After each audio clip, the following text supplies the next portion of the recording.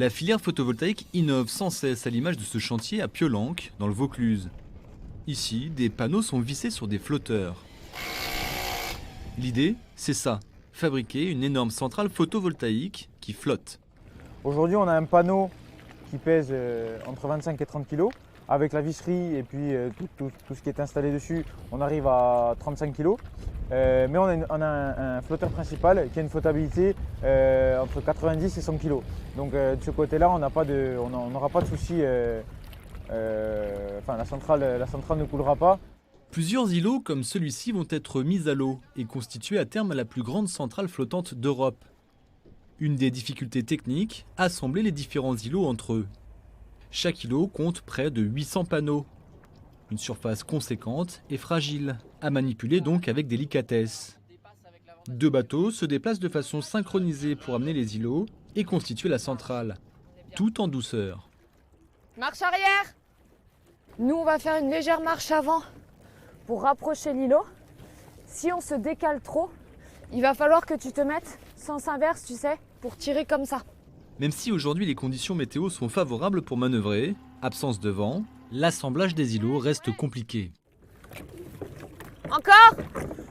Ouais, vas-y. Stop.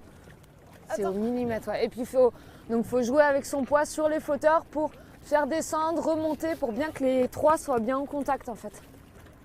Là c'est juste provisoire, après on repasse pour visser en fait.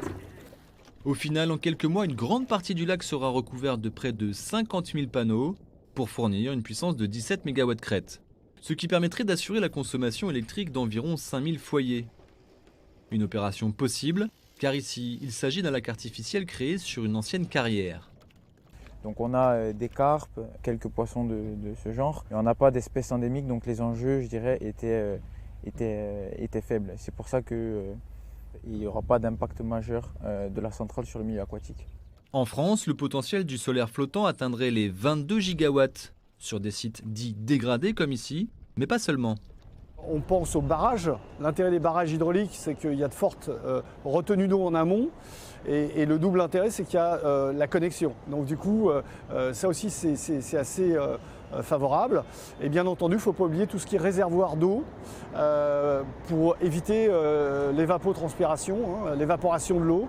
Ça peut être aussi des étendues d'eau très favorables à l'installation du solaire flottant. Fin des travaux prévus pour mars 2019, l'aboutissement d'une innovation française qui s'illustre déjà à travers le monde.